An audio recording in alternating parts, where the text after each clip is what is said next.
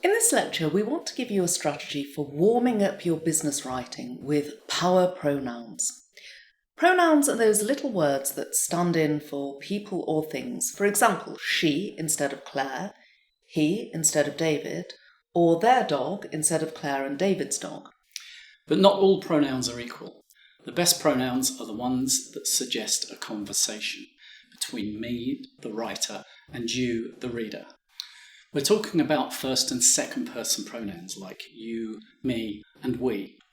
Let's take a look at some examples. Here's some text from a website. Customers should enter their credit card details in the form below. How could you say the same thing in a warmer, friendlier, more direct way? How about, please enter your credit card details in the form below. Notice what a difference that pronoun your makes to the tone of the text. Or how about, the organisation is seeking feedback from clients? How could you say that in a less cold and distant way? Well, how about, we want to hear from you? Those pronouns we and you make the whole thing sound much friendlier, don't they? Much more dynamic too. Or how about, all feedback on the recommendations gratefully received? How might you use pronouns to say this in a friendlier, more personable way? How about, please let me know what you think of the recommendations?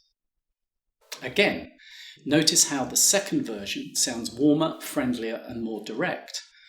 More like a conversation. And that's because of those little words, you and me, which imply a relationship between the reader and the writer. Of all the power pronouns, the most powerful one of all is you. As a professional copywriter whose job involves winning people over with words, I probably use this word more often than any other. In fact, a good rule of thumb that copywriters live by is that in any piece of business writing, you should use the word you more often than you use the word we. Let's take a look at another example. Here's a typical piece of text that might appear on an investment bank's website. At Globobank, we aspire to be the leading financial advisor to our clients, providing best-of-breed capital-raising services on transactions that will help our clients grow. Now, it does use pronouns, but they're all pronouns that refer to the bank.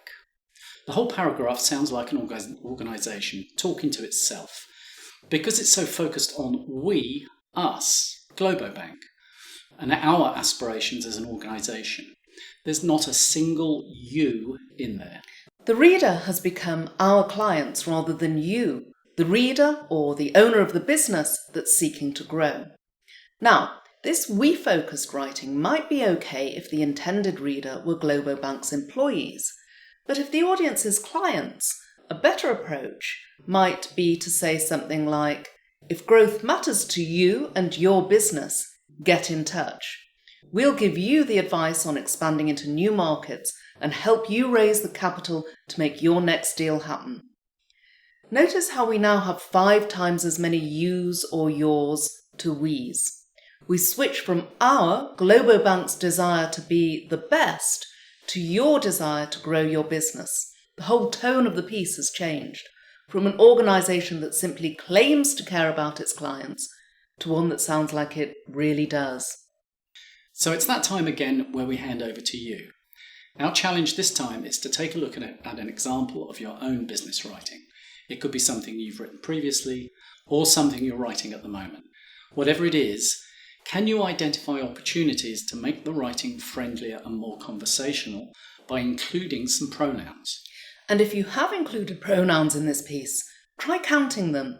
How many references are there to we, the organisation, or I, the writer? And how many references are there to you, the reader? Have you included more yous than we's? And if not, is there an opportunity to do so?